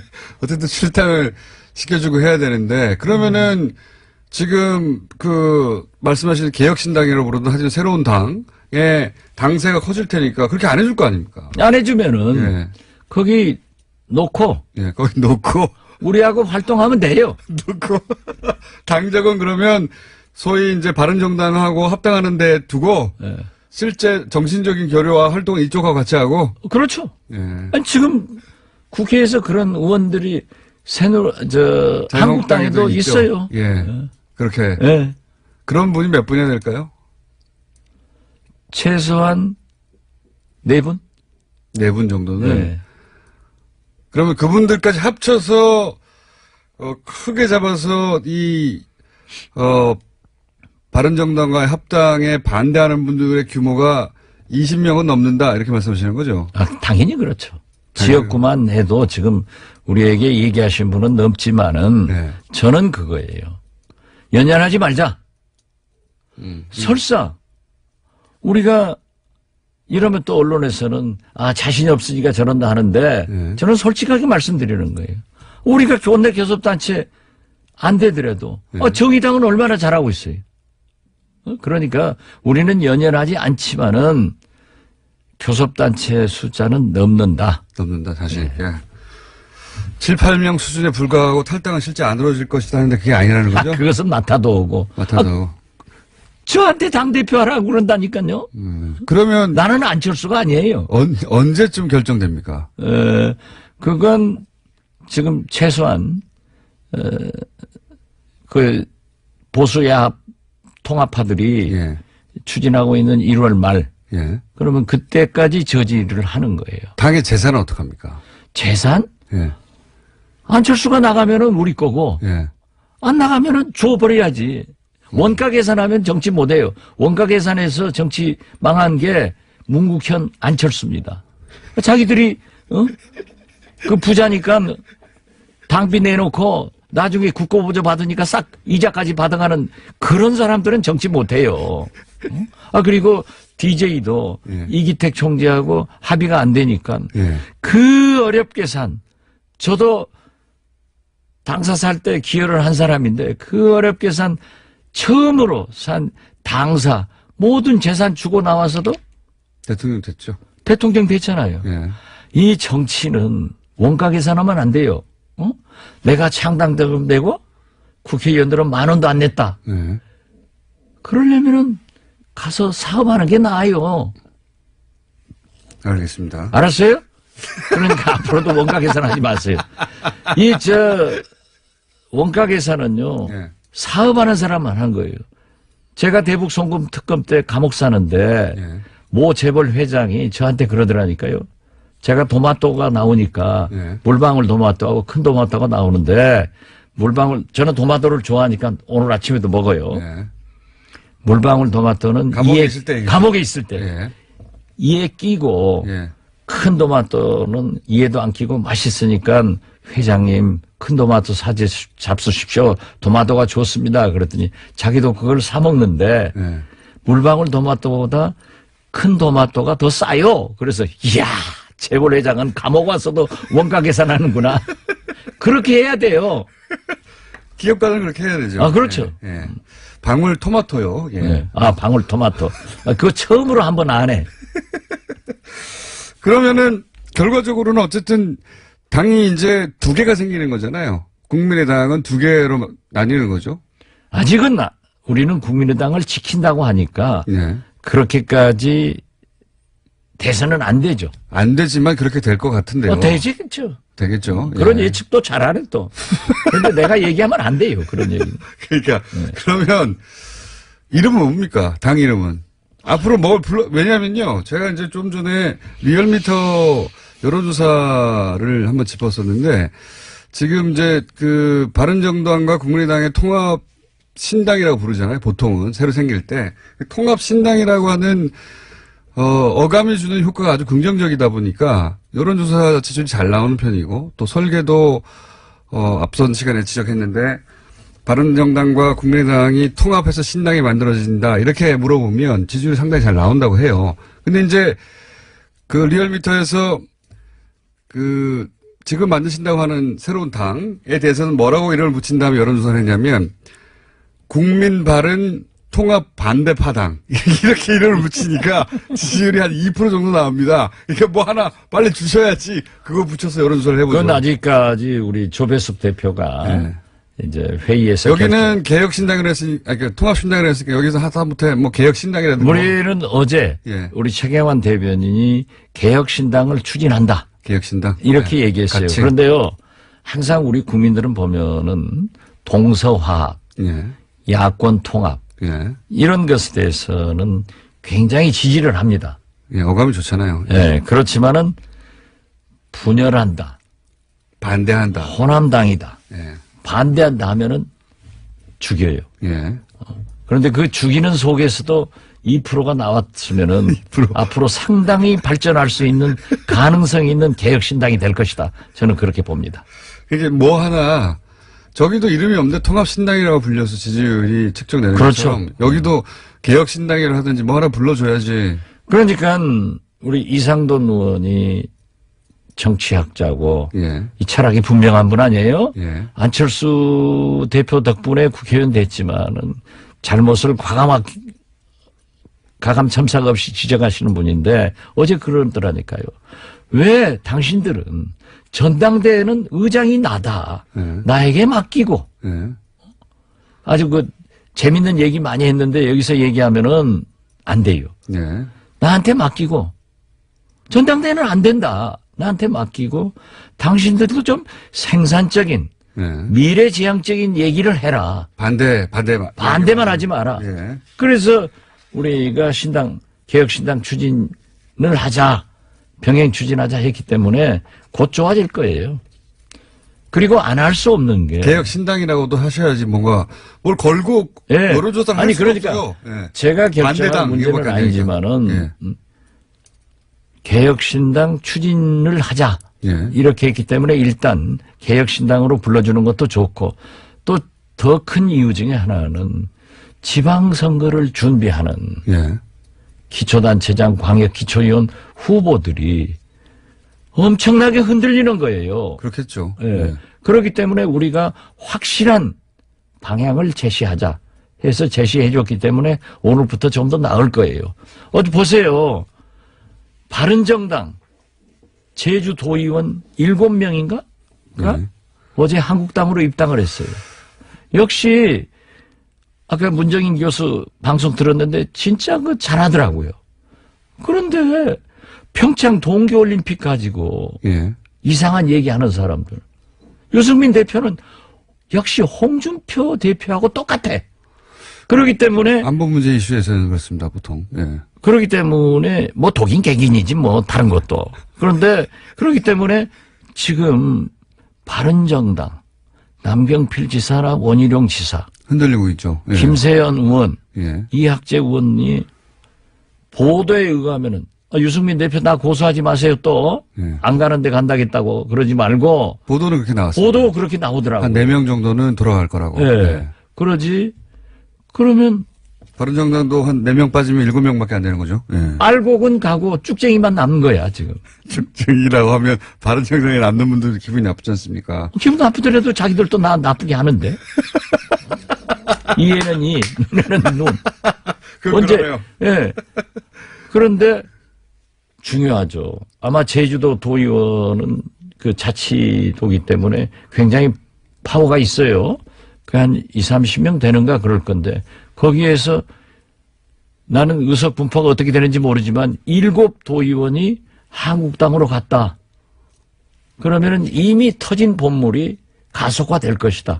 그래서 바른정당은 군소정당하고 이게 가만히 있으면 39석, 40석인데 예. 합쳐가지고 다시 통합신당도 군소정당으로 전락하는 것을 우리는 볼 것이다. 바른정당이, 만약에 바른정당이 한 7석으로 줄어들고, 대표님 말씀대로 국민의당도 한 20여석 빠져나가서 한 20석이 남당하면 합치면 27밖에 안 되거든요. 39에서 27으로 줄어드는 거죠. 예. 그러니까 뺄셈 정치죠. 원가 계산을 하려면은 그런 원가 계산을 해야 되는데, 응? 내가 돈 되고 나는 의원들은 10,000원도 안 냈다 하니까 확 뒤집히는 거죠. 한 가지만 더 여쭤보겠습니다.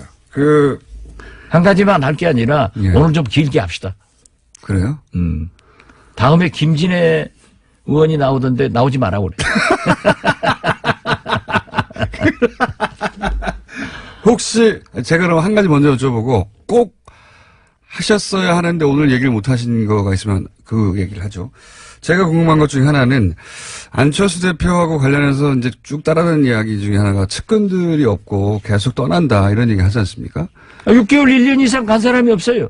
그거는 뭐 여러 차례 언급됐는데, 국민의당에는 제가 이름은 언급하지 않겠지만 안철수 대표와 2012년부터 쭉 같이 해왔던 한두 분이 있습니다. 계속해서. 최측근이라고 하던. 그분의 근황은 어떻습니까? 박선수 의원 얘기하는 거죠. 그렇게 좀 솔직하게 물어. 아니, 말 못하실까봐. 왜 말 못해요? 박선수 의원은 지금 스탠스가 어떻습니까? 굉장히 궁금한데, 어디에도 언급되지 않아서 본인도 얘기를 하지 않고, 도대체 합당으로 가는 건지 아니면, 합당과는 거리를 두는 건지. 안철수 대표와 굉장히 소원한 것으로 알고 있습니다. 그리고 잘 알다시피 저하고는 특별한 관계인데 오래되셨죠? 관계가. 저하고는 많은 것을 상의하지만 소원해진 건 확실합니까? 그건 확실합니다. 그러면 합당. 왜냐하면요. 예. 이 리베이트 사건 때문에 박선숙 총장이 고생 많이 몰아가고 했죠. 예. 얼마나 지금도 재판 진행 중이기 때문에 예. 뭐 1심, 2심 무죄돼서 대법원에 가 있기 때문에 예. 제가 볼 때는 대법원 판결이 좋은 방향으로 나올 것으로 희망하고 있습니다. 예. 그러나 대법관들의 결정을 제가 예측할 수는 없잖아요. 그 리베이트가 제보를 한 투서를 한 친구들이 예. 저는 당대표 하면서 대통령 선거기 때문에 그냥 덮고 좋게 갔어요. 예. 이 사람들이 법원에 증언하면서도 얼굴 가리고 한 거예요. 예. 그 희생이 됐는데 그 사람들을 다시 중용을 하고 예. 심지어 이호 여사님 안철수 대표가 찾아가서 말하는 것을 몰래 녹음해가지고 초기 그런 일이 있었죠. 예. 내 발표해버린 친구들 있잖아요. 예. 이런 못된 짓 한 친구들을 전부 데리고 있는 거예요. 그래서 이건 정의롭지 못하다 하는 것에 대해서 굉장히 좀 배신감을 가지고 요즘은 굉장히 소원한 것으로 알고 있습니다. 그러나 저하고 한 얘기에 대해서는 합당에 반대하느냐 찬성하느냐 그건 공개할 수는 없다. 개혁신당으로 오느냐 안 오느냐 예. 그건 나는 아는데 얘기할 수 없어요. 알겠습니다. 어쨌든 소원해줬다. 이런 얘기고요. 혹시 아까 좀 더 길게 하자고 하셨는데 이 얘기 하려고 했었는데 제가 다른 질문해가지고 못하신 얘기가 있어서 그러신 거예요? 네. 어떤 얘기입니까? 좀 다른 문제도 질문하고 그러지 만나 안철수 우리 국민 생활하고 아무 지장이 없으니까 이제 그만하십시오. 지금 제가 문정인 교수하고 이 네, 남북관계 대담 들었는데 김정일 위원장이 제가 작년부터 그러잖아요. 김정은 말씀하시는 건가요? 김정은이. 예, 김정은 위원장. 김정은이 내후년. 예. 이제 금년이 된 거예요. 예. 금년이나 2018년이나 2019년도에는 반드시 북미 테이블로 나온다. 예. 그랬는데 평창 동계올림픽을 기화로 해서 예. 문재인 대통령이 한미 군사훈련 연기하고 예. 대화하자. 예. 그래서 화답한 것은요. 예. 굉장히 좋은 일입니다. 그렇게 큰 전개가 많았습니다. 엄청난 큰 사변이에요. 예, 예. 그런데 지금 미국에서 자꾸 소위 예. 제동을 거는 것은 다 전략적인 겁니다. 예. 북한을 압박하는 거예요. 예. 이걸 가지고 침소봉대해서 생각하지 말고 예. 선의훈안 쉬운 것부터 해결하고 예. 어려운 것은 나중에 하는 게 대북 정책입니다. 네. 그렇기 때문에 우리 국민들이 부산 아시안 게임에 올 때처럼 대구 유니버시아드에 올 때처럼 좀 진정으로 환영하면서 하나하나 해결해 나가지 유승민 대표처럼 당장에 북한 핵 문제 해결해라. 예. 이런 것은 좀 안 하는 그런 여유를 가지고 남북관계를 개선해 나가자. 그런 의미에서 저는 거듭 말씀드리지만 최저임금, 비정규직 이런 난제가 있지만은 남북관계 문제, 특히 대화로 이끌어낸 것은 문재인 대통령이 잘했다. 예. 이런 걸 하고 우리도 그걸 서포트해야지 자꾸 쓸데없는 얘기 안 했으면 좋겠다. 그런 면에서도 유승민 또 안철수도 좀 이상한 얘기 하는데 정체성이 다르기 때문에 통합하지 말고 안철수요 돌아와라 이렇게 말씀드립니다. 그건 불가능한 것 같습니다. 네, 불가능해요. 예. 저도 알아요. 그렇지만 이렇게 하는 거예요. 오늘 여기까지 하겠습니다. 네. 다음 주에는 좀 더 진척된 상황, 그러니까 이름이라도 하나 들고 와주세요. 예. 같이. 그것은 얘기 물어봐야죠. 통합신당이든 뭐든 불러야지. 뭐가 있어야지 그거 가지고 여론조사도 하고 물어볼 거 아닙니까? 개혁신당. 개혁신당이요? 일단. 합의하에, 예. 예. 오늘 진짜 길게 했습니다. 지금까지 정치 구단주 국민당 박지원 전 대표였습니다. 감사합니다. 감사합니다. 불친절한 AS 문정인 교수님에 대한 문자가 많이 왔습니다. 네. 인터뷰가 막힘없고 시원시원하다. 달변이시죠? 예. 그리고 박지원 전 대표에 대한 문자 역시 많이 왔습니다. 방울토마토인데 물방울토마토라고 하셔가지고. 그리고 아주 재밌는 문자가 하나 왔네요. 정의당과 통합하시면 됩니까? 신선한 정치적 상상력이네요. 예. 정의당이 실할래나요? 그건 모르겠습니다만 굉장히 신선한 생각해보지 않았던 상상이었습니다. 예. 그리고 저희가 카톡 그리고 일반 문자 외에도 TBS 라디오 앱이 있어요. 라디오 앱으로도 문자가 오는데 그동안 소개를 잘 안 해드렸는데 오늘 한 가지 소개해드리겠습니다. 하와이 좀 보내줘라. 일단 하와이 갔다 와라. 이런 문자 라디오 어플, TBS 어플, TBS 앱으로도 많이 옵니다. 그리고 김진애 박사님에 관한 제 옆에 앉아 계시는데 이런 문자가 와서 제가 소개해드릴게요. 30년간 짝사랑하고 있는 김진애 박사님. 나의 마음 따봉 김진애 박사님. 본인이 직접 보낸 게 아닌가 싶어요. 그리고 안녕 꼭 해달라는 얘기 있고요. 김진애 박사님의 안녕. 안녕을 놓치실 때는 아쉽다고. 저보다 빨리 하시려고 옆에서. 불친절해서 여기까지 하는데 TBS 라디오 앱이 있다는 거, 어플이 있다는 거 혹시 모르시는 분들은 참고해 주십시오. 김진애 박사님 나오셨습니다. 안녕하십니까. 네, 안녕하십니까. 예. 이거 멘트 안 하고 지나갈 수 없네. 제가 꽤 많은 남자들의 마음을 흔들어 놓은 적이 있습니다. 이제는 더 이상 하지 않으니까 딱 이제 미련을 버리시고요.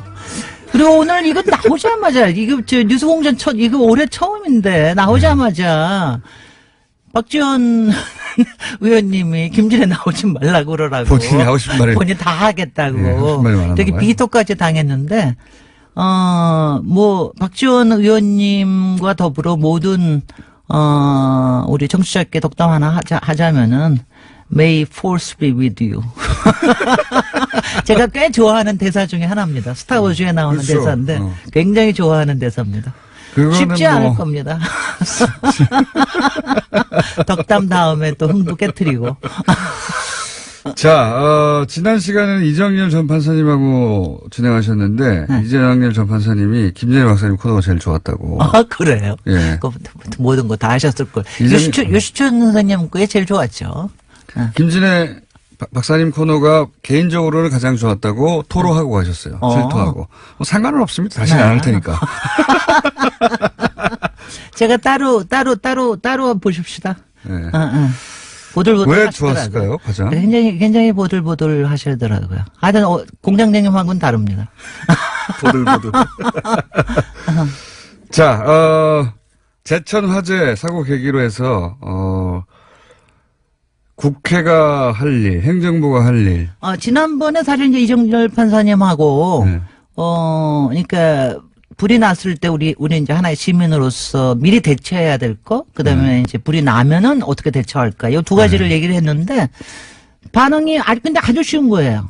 미리 대비해야 될 거는 아주 간단하게 비상구 체크, 소화기, 그 다음에는 이왕이면 발코니, 요거 세 가지입니다. 그 다음에 불이 났을 때. 그러니까 소화기가 어디 있냐, 네. 비상구가 어디 있냐. 이번에 소화기 어디 있는지 아세요? 이번에 소화기 구석에 있겠죠. 그래, 그거 하나라도. 지난 우리 방송하는데 굉장히 재밌던 게 제가 여기 우리 스튜디오 바깥에 꽤 큰 작업룸이 있는데 저 바깥에 계시는 7, 8분들이 막 소화기 찾고 비상구 찾고 어딨냐 막 이랬다고 그러시는데. 저는 버릇이 돼가지고요. 네. 이거 예전에는 안 그랬는데 이명박 전 대통령 관련해서 여러 가지 의혹 제기하고 그러면서 고생을 오래 했지 않습니까? 어디로 도망가야 되냐? 저는 건물에 들어가면 비상구부터 찾습니다. 저는 직업적인 것도 좀 어렸을 때부터 그래요. 습관적으로. 극장이 특히 여러 사람들이 이용하는데 습관적으로 그거 굉장히 좋은 습관입니다. 큰 우리 건물에 들어가면 김어준 공장장의 건강미를 오늘 하나 또 발견하셨습니다. 생존술. 예, 큰 건물에 들어가면 동선부터 확인합니다. 저는. 네네. 예, 습관적으로. 굉장히 좋은 습관이에요. 그 다음에 이제 불이 나고 나면은 제일 먼저 해야 될 게 도망간다. 그리고 물론 신고는 해야 되지만 도망간다. 두 번째는 물수건을 꼭 입어야 된다. 어떤 경우에는 물수건 되면은 보통 연기 때문에 죽지. 그쵸, 연기 유독가스 때문에 때문에. 죽는 게 많으니까 한 15분, 20분 견딜 수 있거든요. 세 번째 하다가 끝쳤는데 세 번째는 어디냐면 이런 고층 건물은 어디 가야 되느냐. 바깥에서 막 우왕좌왕 하셨다고 그러는데 그때 제일 먼저 가야 될 때가 비상 계단입니다. 물론 바깥에 나가면 좋지만 우리가 모든 요새는 건물들이 예전하고 달리 건축법들이 꽤 잘 돼 있어요. 방화벽들도 있고. 방화벽이 다 있고 방화 구간들 다 돼 있고 그렇기 때문에 일단 비상 계단 안으로만 들어가시면 일단은 안전하다고 생각하시면 됩니다. 그러니까 비상 계단으로 불안할 필요가 없습니다. 1층으로 내려가는 게 제일 좋은데 만약에 그게 안 되면 옥상으로 올라가고. 옥상으로 올라가고 비상 계단까지 가는 거리는 아무리 길어봤자 10분 이상이 안 돼요. 보통 5분 내거든요. 그러니까 평소에 비상구만 확인해 두시고 글로 가면 된다. 그래서 고층에 사시는 분들도 너무 무서워하지 마시라. 요거 세 가지. 그리고 찜질방이나 사우나 같은 경우에 이번 사고 계기로 많은 뭐랄까요. 찜질방 주인분들이나 손님들이 비상구를 확보하는 요구를 하셨을 것 같아요. 네, 그렇죠. 예전에는 예. 막 잔고 두고 막 그랬는데 그렇죠. 지금은 예. 이제 이용하시는 분들이 오히려 이제 확보해달라 그런 거 많이 하실 거예요. 국회에서 할 일은 뭡니까 그러면? 아, 이제 이게 사실 올해의 과제인데, 사실 작년에 했어야 되는 걸 갖다가 못하고 올해로 넘어온 건데, 포인트는 딱 하나예요. 소방 관련 소방원들이 용기 있게, 예. 강단 있게 주저하지 않고 일할 수 있도록 해달라. 이겁니다. 예산이 확보돼야죠. 그게 제일 중요한 게 일단 예산 확보. 좋은 장비. 그 다음에 좋은 장비. 본인들의 그다음에 안전도 충분한 확보되니까요. 인원. 예, 예. 그 다음에 세 번째가 그 제일 중요한 게 여기서 불법 주차 문제 때문에 못하는 거. 예. 그리고 제가 제일 한심했던 게 재산 이제 하다 보면 어디 깨트리고 그러는데 예. 재산이 어디가 파괴가 되잖아요. 예. 그럼 그 재산 손괴죄를 물어가지고 그걸 갖다가 개인 소방관이 문다는 게 말이나 되는 얘기입니까? 말도 안 되는 거죠, 진짜. 아니 검찰이 그런 데가 있습니까? 경찰이 그런 데가 있습니까? 이렇습니다. 어디 조직이나 그렇게 되면은 일단은 국가가 먼저 배상을 해주고 그러고 난 다음에 본인의 실수에 대한 그거는 별도의 조사를 거쳐서 그 안에서 합니다. 지금 소방관이 딴데 다 그렇게 하는데 왜 소방관 국가공무원도 안 하는 아니에요. 거냐? 그래서 바로 그래서 국가공무원으로 해야 된다 이런 얘기가 예. 나오는 거고요. 그래서 그리고 지난 예산 다 깎아버렸잖아요. 맞습니다. 소방 관련. 그러니까 이 화재가 났을 때 제일 먼저 언론들이 달려들었을 곳은 니네 이 예산 깎았잖냐. 네. 이 얘기부터 했었어야 돼요. 그렇습니다. 특히 네. 이제 요새 몇 번의 화재가 났는데 사실 서울 같은 데서 수도권에서 난 것들은 금방금방 몇십 대 가가지고 끄고 그랬잖아요. 네. 제천 같은 작은데 거기에 구조대 4명, 그 다음에 소방대 9명 그런 불에 그 정도만 갈 수 있다는 건 말이 안 되는 거거든요. 그러니까요. 장비도 그 4명이 어떻게 매일 점검을 합니까? 글쎄 말이죠. 그래서 이거는 일단은 저는 하여튼 국회에서 먼저 반성을 해야 된다. 더군다나 그동안 문제가 생겨서 꽤 많은 법안들이 올라와 있는데 그걸 처리 못하고 있다라는 거는 굉장히 문제다. 이거는 지난 연말에 전환법만 겨우 통과시키고 하고 난 다음에 소방법은 여전히 엉덩이 밑에 깔고 있거든요. 그러니까 올해 초반에 저는 예산을 다 잘라낸 주체들에 대해서 네. 책임을 물어야 된다고 생각하는데 근데요, 이게 참 게 소방관들이 먼저 얘기하기가 굉장히 어려워요. 소방관만 때리고 끝났어요. 이 사고가 나서. 그다음에 안전 하는 거는 불난 사람들이 바로 얘기하는 게 아니잖아요. 피해자가 바로 난 게 아니기 때문에 굉장히 얘기가 어려운 거를 이거를 어떻게 압력을 가하느냐가 이건 또 국민으로서 해야 되는 사고가 입장입니다. 나서 프레임을 언론들이 어떻게 보수 언론이 탁 잡았냐면 소방관을 때리는 걸로 잡았거든요. 글쎄 말이죠. 항상 그래왔습니다. 우리가. 이렇게 해가지고 그 지역의 소방관 몇을 탓하는 것으로 끝나버렸어요. 네. 결국은 말씀하신 대로 예산이 확보해야 되고 장비가 확보돼야 되는데 네. 그런 얘기는 안 나오잖아요. 글쎄 말이죠. 그게 이제 보수 언론에서는 현 정부를 때리려고 그렇게 프레임을 잡아버린 그런 건데. 겁니다. 그러니까 좀 그렇게 이용하지 맙시다 좀. 그러니까 본질에 충실합니다. 국민의 안전, 우리의 삶에 충실합시다. 돈이 있어야 뭐든지 하는 겁니다. 네. 근데 돈만 가지고는 안 돼요. 그 다음에가 돈부터 이제 있어야지, 마지막에, 일단. 예. 마지막에 정부가 해야 되는 일 중에 제가 이제 평소에 꽤 많이 얘기하고 주변에서도 그러는데 사실 그 미국에서 보면 웃기는 게 어린애들이 그 파이어파이터 되겠다는 애들이 무지 많아요. 그리고 걔네는 소방관들 영웅이에요. 소방관들에 대한 로망이 아니 그 여자애들까지도 나 파이어파이터 될 거야 막 이러고 막 그러거든요. 그 여성들이 또 소방관들은 또 단련된 네. 신체 신체와 예. 그리고 영웅적인 그 남을 위해 부모와 희생하고 강한 남성 이런 이미지가 것들이 있어요. 서구에. 예. 있습니다. 예. 그런데 이제 그렇게 되는 거 중에 굉장히 큰 거 중에 하나가 이겁니다. 파이어 드릴이라는 게 있어서 그래요. 그래서 소방 훈련하는 네. 거. 그러니까 어렸을 때부터 소방 훈련이라는 게 워낙 일상화돼 있거든요. 근데 미국엔 또 안 그럴 수가 없는 게 워낙 목조도 건물들이 많습니다. 그러니까 목조 주택에 살다 보면 파이어 드릴을 꼭 하거든요. 거의 그 초등학교들이 거의 그 목조로 된 데가 많아요. 그러니까 소방 훈련을 꼭 하죠. 그러니까 소방 훈련을 하면서 야, 이게 얼마나 신나고 멋있고 근사한 거라는 걸 애들이 알게 되는 거예요. 근데 그거를 우리는 지금 그냥 대충 하거든요. 그리고 잘 안 하거든요. 근데 저는 문재인 대통령이 우리께서 말씀하시는 것 중에 2018년에 코드가 삶이다라고 얘기하는 것 중에 아마 안전이 가장 큰 것 중에 하나일 텐데 초등학교 때가 훈련을 소방 제대로 해야 된다. 훈련을 아파트 단지에서도 그렇고 학교에서도 그렇고 이거를 하는 거를 한번 했으면 좋겠다. 이거를 뭔가 캠페인 정도가 아니다. 왜냐면 캠페인만 가지면 금방 사그라듭니다. 그다음에 또 하나가 요번에 하고 있는데 소방 점검을 하고 있어요. 요번에 이제 하도 문제가 많이 나니까 소방 점검을 하고 있는데 정말 일제 소방 점검은 한번 할 필요가 있습니다. 거국적으로 할 필요가 있습니다. 근데 이제 이게요. 한 가지는 이게 있어요. 소방 점검을 다 한다고 그래서 문제는 무지무지 많거든요. 근데 그 문제를 하루아침에 바로 잡을 수가 없기 때문에 네. 일부러 소방점검을 안 하는 것들이 있어요. 가령 예컨대 전통시장. 전통시장 같은 거 소방점검하면은 정말 장사 못할 때가 투성입니다. 문 닫아야 될 때가 많겠죠. 글쎄 말이죠. 그래서 이거를, 근데 이거에 대한 어느 만큼 가이드라인을 만들어야 된다. 그 다음에 세 번째로 얘기하고 싶은 게 이번에도 이제, 화제하는데 대통령과 행자부 장관이 나서셨잖아요. 근데 그게 어차피 지금 이제 우리 체제가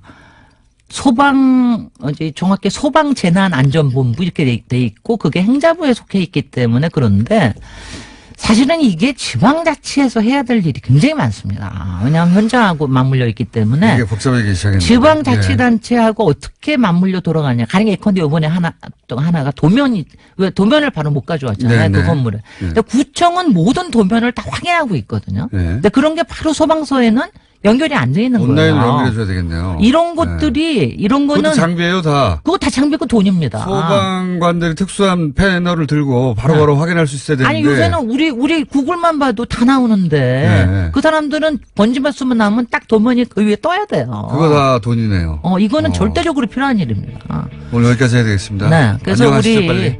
Force be with you 하시면서 네. 안녕. 김진애 박사님이었습니다. 안녕!